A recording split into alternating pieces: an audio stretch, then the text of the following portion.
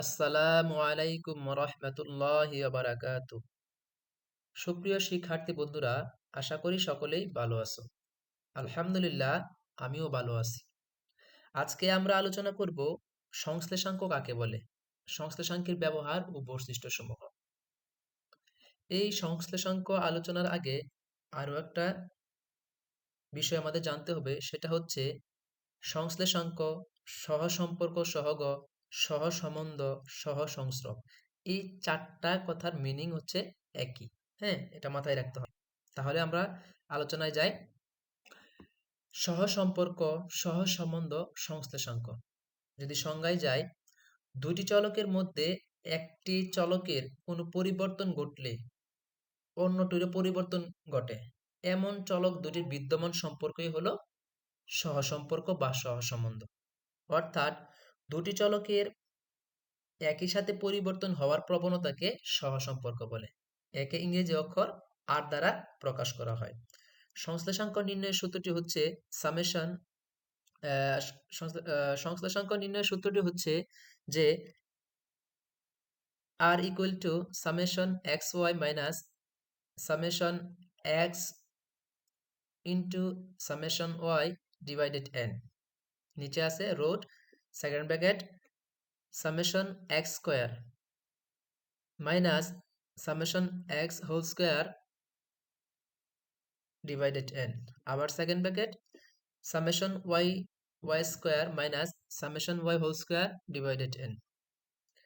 এই সংশ্লেষাঙ্কের সংজ্ঞাটা যদি আরো সুন্দরভাবে বলি, তাহলে কোনো সমগ্রকের দুই বা ততোধিক চলকের মধ্যে যে সম্পর্ক পরিলক্ষিত হয় তাকে সহসম্বন্ধ বা সহ সম্পর্ক বলে বা সংশ্লেষাঙ্ক বলে। বিভিন্ন পরিসংখ্যানবিদ বিভিন্নভাবে সহসম্পর্কের সংজ্ঞা প্রদান করেছে। ডব্লিউ.আই. কিং বলেন, দুটি তথ্য সারি বা চলকের মধ্যে কর্মকারণ যুক্ত সম্পর্ককে সহসম্পর্ক বলা হয়। আর এ.এম. টুটুল বলেন, দুই বা ততোধিক চলকের মধ্যকার সহভেদের বিশ্লেষণকে সহসম্পর্ক বলা হয়। এখন আমরা আলোচনা করব সংশ্লেষাঙ্ক বা সহসম্বন্ধের ব্যবহার সম্পর্কে। সাম্প্রতিককালে ভূগোলে সংখ্যাতাত্ত্বিক পদ্ধতির ব্যবহার ব্যাপকভাবে বেড়েছে। ফলে ভূগোলবিদগণ সব বিষয়ে বর্ণনামূলক পদ্ধতির থেকে সংখ্যাতাত্ত্বিক পদ্ধতির প্রয়োগ অধিক পছন্দ করেছেন। আর সহসম্পর্ক বা সহসম্বন্ধ হলো গাণিতিক বর্ণনা। আঞ্চলিক পর্যালোচনার ক্ষেত্রে দুই বা ততোধিক বিষয়ের মধ্যে সম্পর্কের মান ও মাত্রা জানার জন্য সহসম্বন্ধ অঙ্ক ব্যবহার করা হয় অথবা সংশ্লেষাঙ্ক অঙ্ক ব্যবহার করা হয়। যেমন এক, তাপমাত্রার সাথে আর্দ্রতা, বৃষ্টিপাতের সাথে উৎপাদন, ভূমির উচ্চতার সাথে তাপমাত্রা প্রভৃতি ভৌগোলিক বিষয়াদির ব্যবহার জানার জন্য সহসম্পর্ক অথবা সহসম্বন্ধ পদ্ধতি ব্যবহৃত হয়। দুই, স্বামী স্ত্রীর বয়স, বেকারত্ব ও অপরাধের প্রবণতা, বেকারত্ব ও মাদকাসক্তি ইত্যাদি ভৌগোলিক জনমিতিক তথ্যাবলীর সংশ্লেষাঙ্ক নির্ণয় করে সামাজিক অস্থিরতার পরিমাণ এবং এর কারণ অনুসন্ধান করা যায়। চাহিদা ও মূল্য, উৎপাদন এবং মূল্য ইত্যাদি অর্থনৈতিক ভূগোলের ক্ষেত্রে সংশ্লেষাঙ্ক নির্ণয় করে দেশের অর্থনৈতিক মানদণ্ড জানা যায়। চার, অতিরিক্ত তাপমাত্রা, বায়ু দূষণ, খরা, বন্যা ইত্যাদি ভূপৃষ্ঠের উপর কেমন প্রভাব ফেলবে তা জানা যায়। কাঁচামাল উৎপাদন এবং শিল্প কারখানা, নগরায়নের সুবিধা ও অসুবিধা নির্ণয় করা যায়। এখন আমরা আলোচনা করব সহসম্বন্ধের বৈশিষ্ট্য অর্থাৎ সংশ্লেষাঙ্কের বৈশিষ্ট্য। এই সংশ্লেষাঙ্কের বৈশিষ্ট্য কথা যদি বলি, তাহলে প্রথমে আসবে যে সহসম্বন্ধ সংশ্লিষ্ট দুটি চলক দুটির মধ্যে বিদ্যমান সম্পর্কের প্রকৃত মাত্রা নির্দেশ করে।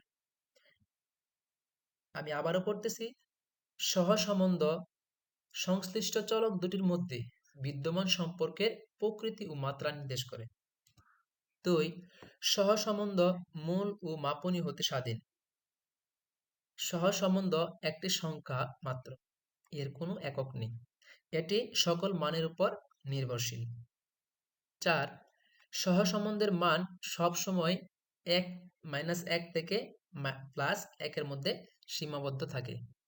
আমরা যখন কি করব সহসম্বন্ধের বা কি সংশ্লেষাঙ্ক নির্ণয় করব, যদি নির্ণয়ের ফলটি কি হয় -1 থেকে +1 এর এদিক ওদিক হয়, হ্যাঁ, বাইরে চলে যায়, তখন এটা কি হবে না, সংশ্লেষাঙ্ক হবে না। দুটি চলক স্বাধীন হলে সহসম্বন্ধের মান শূন্য হয়। সংশ্লেষাঙ্ক নির্ণয়ের ক্ষেত্রে নিচের ছকটি অত্যন্ত গুরুত্বপূর্ণ। চলো আমরা এই ছকটি একটু দেখি মনোযোগ সহকারে।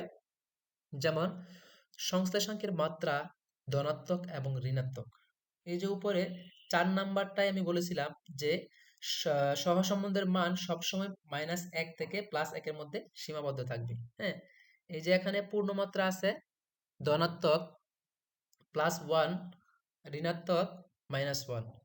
উচ্চমাত্রা সেটা হচ্ছে +0.75 থেকে 0.99, আর ঋণাত্মক হবে -0.75 থেকে -0.99। এভাবে আস্তে আস্তে শূন্য যাবে। হ্যাঁ, আশা করি সকলেই বুঝতে পারছো। আর সবচেয়ে আহ, মনোযোগ সহকারে এই ছকটা একটু মাথায় রাখবে, কারণ এই ছকটা আমাদের কি সংশ্লেষাঙ্ক নির্ণয়ের ক্ষেত্রে খুবই গুরুত্বপূর্ণ বা অনেক সহায়তা করবে। আশা করি সকলেই বুঝতে পারছো। তাহলে আজকে এই পর্যন্তই। সকলকে ধন্যবাদ। আসসালামু আলাইকুম।